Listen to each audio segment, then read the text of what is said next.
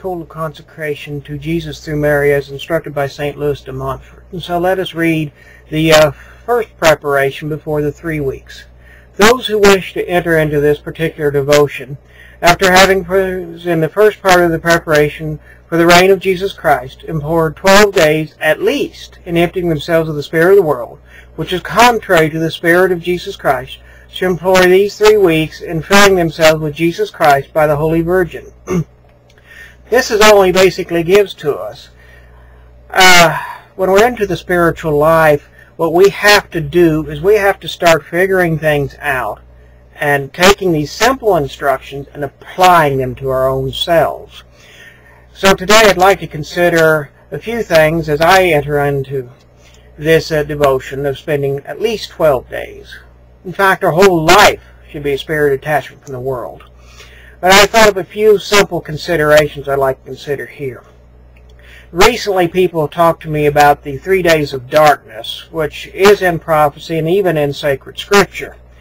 And I've been thinking and meditating upon this because, personally, I believe we could see the 3 days of darkness in about 3 or 4 years.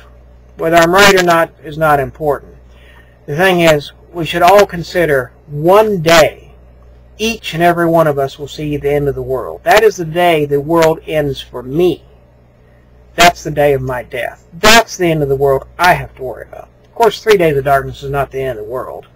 It is a major transition from this time of great apostasy to the universal conversion. It's a rather dramatic transition. But as far as I'm concerned with the true devotion and total consecration, the 3 days of darkness I'm going to now call the Great Detachment. On these 3 days, the world and its luxuries, which we are filled up to an unimaginable degree. If we could go back a century, a millennium, 5 millennia, and explain the luxury the average person can live in parts of the world today, they'd consider we had gone totally nuts. But the world and all of these luxuries will fail us at the 3 days of darkness. So if we want to prepare for the 3 days of darkness, we should prepare by detaching ourselves from the world now. Okay? And so I thought of another thing from St.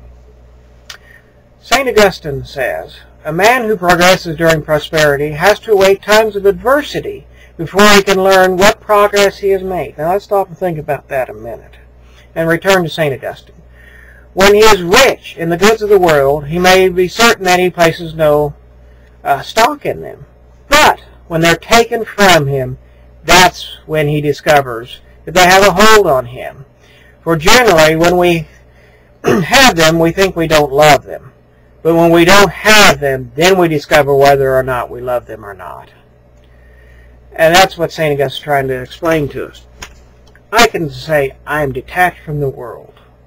Well, I live in all this comfort and luxury. But as I observed 12 years ago in instruction preparing for Lent, all of us need a good fire to show us whether we're really detached or not. Stop and think what happens when your house burns down. Your house just burns clear to the ground. We see these things after tornadoes, fires, disasters of all kinds. They're looking for that one little picture, that one little thing they're still attached to. I can understand why you want a picture of the family from 10 years ago. It's a good reminder. But it is an attachment to the world. And I'm not telling you to get rid of your pictures or anything. But just stop and think. Sit back during these 12 days, or if you take longer, take a day, walk around the house, and think, what would I do if this all burnt down on me? Now let us consider another thing. And this might get us detached from the world more than anything else. Where is hell? Think about it. It is in the center of the world. If we do not detach ourselves from the world now while we are alive, how are we going to survive the great detachment from death? Oh, yes, the world ends for us in one respect. The world its pleasures, its luxuries, they're gone. But if we wish to ascend to heaven, we must detach ourselves from the world now. Otherwise, if we are attached, chained to this world,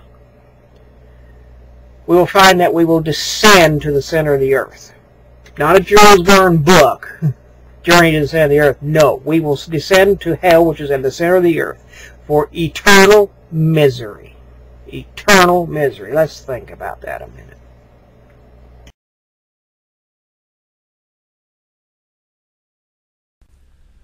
Veni creator spiritus, et des